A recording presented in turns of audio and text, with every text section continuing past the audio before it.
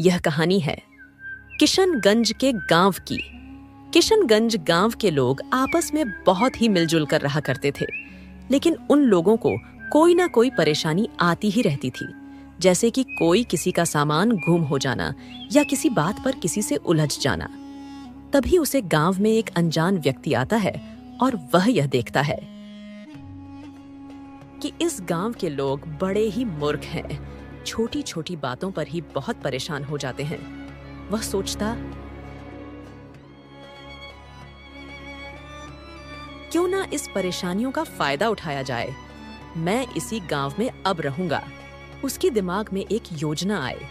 उसने सोचा, क्यों ना इस गांव में एक पाखंडी साधु बनकर जाया जाए और उसी गांव में छोटे मोटे तो परेशानियां हैं, उनको उलझा के इसी गांव में रह लिया जाएगा और साधु बाबा होने के कारण गांव के लोग खाना पीना भी दे देंगे। वह अगले दिन साधु के रूप में इस गांव में उसे गांव के चौराहे पर चला गया।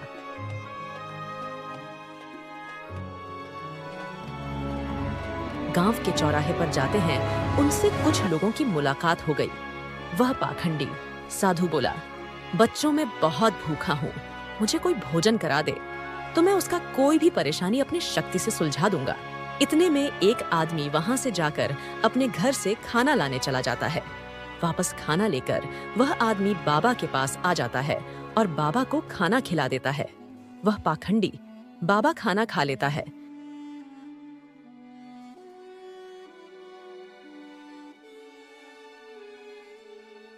खाना खा लेने के बाद वह बोलते हैं, तुमने मेरी भूख मिठाई है, बोलो तुम्हारी परेशानी क्या है। खाना खिलाने वाला वह आदमी बोलता है कि बाबा, मेरे पास कोई भी काम नहीं है, मैं कुछ दिनों से खाली बैठा हूँ। कई जगहों पर मैं काम की तलाश की मगर काम नहीं मिला। अगर आप अपनी शक्ति से कहीं काम दिला दो तो बताओ। उसके बाद वह बाबा बोलते हैं, देखो काम तो दिला दूंगा मगर कोई भी परेशानी का सुझाव मैं एक दिन बाद ही देता हूँ, उसे तुरंत नहीं देता। फिर उसके बाद दूसरा आदमी बोलता है, ठीक है बाबा, मैं कल आपसे मुलाकात कर लूंगा। तभी वह पाखंडी साधु बोलता है, लेकिन मैं कहाँ रहूंगा, मैं इस गांव में किसी को जानता भी नहीं। तभी दूसरा आदमी बोलता है, आप किसी को नहीं पहचानते मगर मुझको तो पहचान लिए ना, मेरा नाम रमेश है और आप इस गांव के मंदिर में रह लीजिए, मैं आपसे कल मुलाकात करूंगा। आपके बताएं अनुसार अगले दिन चिड़ियों की आवाज के साथ रमेश उसे पाखंडी पंडित के पास अपने के गांव में मंदिर में पहुंचा।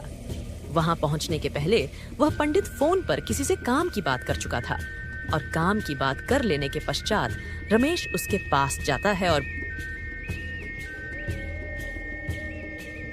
बोलता है, बाबा आपके बताएं अनुसार मैं एक दिन बाद आपके पास काम की तलाश के लिए आया हूँ। क्या आप अपनी शक्ति से पता लगा लिए कि मेरे के लिए काम कहाँ पर है? वह बाबा बोलते हैं, मैं तुम्हारे लिए काम की तलाश कर दी है। अपनी शक्तियों से तुम मेरे बताए हुए इस पत्ते पर चले जाओ, तुमको उसे ढाबे पर नौकरी मिल जाएगी। बाबा को प्रणाम कर कहता है, ठीक है बाबा, अब मैं वहीं पर जाता हूँ। वह रमेश सीधे वहां से निकालकर गांव से होते हुए उसे ढाबे तक पहुंच जाता है। दांव पर पहुंच के बाद ढाबे के मालिक से बात करता है, अरे भाई कोई काम है क्या? कोई भी काम हो मैं करने के लिए तैयार हूँ। फिर ढाबे का मालिक बोलता है, काम तो है, हमारे होटल में ज्यादातर यात्री उतरते हैं और खाना खाते हैं, तुमको खाना परोसने और उसे प्लेट को साफ करना काम है, कर सको तो कल से आ जाओ। फिर रमेश बोलता है, ठीक है भाई, ठीक है, मैं आ जाऊंगा, मैं कल से ही आ जाऊंगा, मेरे लिए सब काम चलेगा।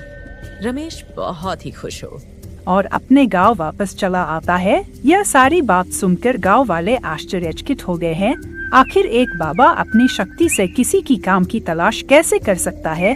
लेकिन जो हुआ अच्छा हुआ, रमेश को कम मिलेगा और उसके घर वाले भूखे नहीं सोएंगे। लेकिन यह सब गांव के एक आदमी को अच्छा नहीं लगा। उसका नाम सुरेश था। सुरेश अपने घर गया और कहने लगा, एक साधु बाबा अपनी शक्तियों से किसी को काम कैसे ढूंढवा सकते हैं? साधु बाबा का काम तो उपचार करना होता है, ये काम ढूंढना और वो भी अपनी शक्तियों से, बड़े आश्चर्य की बात है भाई। इसका तो कुछ न कुछ परीक्षा लेना पड़ेगा।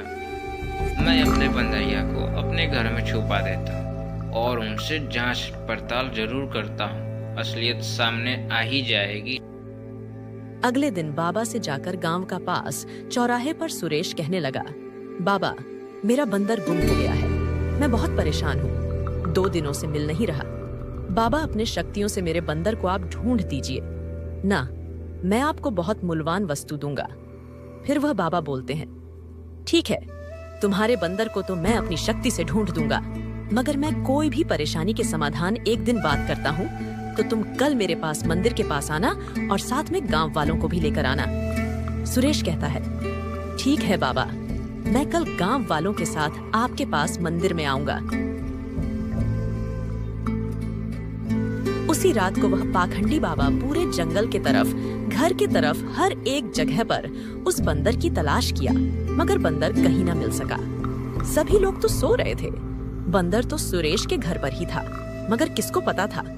फिर वह पाखंडी साधु बाबा थक हार कर वापस अपने मंदिर के पास सुबह जाते हैं और बोलते हैं, अरे यह क्या हुआ, मैं तो कोई साधु हूँ नहीं, और एक काम तो मैं अपने एक मित्र से उसकी धुंधवा दिया। अब यह बंदर का क्या चक्कर है। अरे भगवान, कुछ मदद करो, नहीं तो मेरी पोल खुल जाएगी। यह सभी बातें मंदिर के पीछे छिपे सभी गांव वाले बहुत देर से सुन रहे थे, और बाबा के मुंह से यह बात सभी लोग सुनते ही आग बबूला हो गए और सभी सामने आ गए। वह बाबा बोलते हैं, अरे गांव वालों, आप लोग अच्छा सुरेश की बंदर की तलाश के लिए। अरे देखो, सुरेश तुम्हारा बंदर बहुत ही चंचल था, मैंने तो और ढूंढने के लिए गया था, मिल भी गया, मगर बड़े चंचलता के कारण वह एक डाली से दूसरे डाली पर चला जाता था, मैं उसे पकड़ न सका। अब इतना सारी पोल पंडित की एक मुंह से खोलने के बाद गांव वाले और सुरेश पूरे तरह से गुस्सा हो गए कि सचमुच यह पाखंडी बाबा है। सुरेश बोलने लगता है, अगर तू यहाँ से नहीं गया तो हम सभी गांव वाले तुझको बहुत मारेंगे। उसे साधु को अपनी अक्ल ठिकाने आ गई थी और साधु धूम दबाकर उसे गांव से भाग गया। गांव वालों को भी अब परेशानियां नहीं होती थी, वह अपनी परेशानियां खुद में खुद सुलझा लेते थे और किशनगंज अब परेशानियों से मुक्त हो चुका था।